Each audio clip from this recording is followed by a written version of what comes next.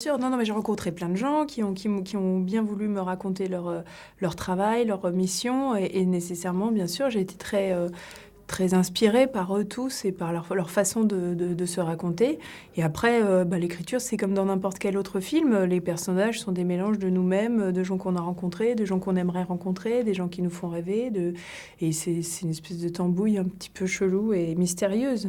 Et vous avez posé la question de savoir si on connaissait cet univers. Moi, pas du tout. Donc, j'ai découvert toutes ces fonctions, toute cette chaîne-là, notamment ce personnage, parce il y a beaucoup de distance. Ce sont des gens qui sont obligés d'avoir une certaine distance avec les enfants qu'ils accueillent.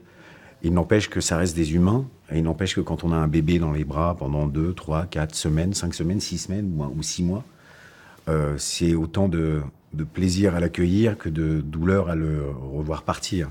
C'est-à-dire que même si ces gens-là se refusent à l'idée d'être les parents, ce ne sont pas des parents, moi je ne suis pas son papa, mais par contre je le reçois, je l'accueille et je lui donne une chaleur qu'il n'a pas ailleurs.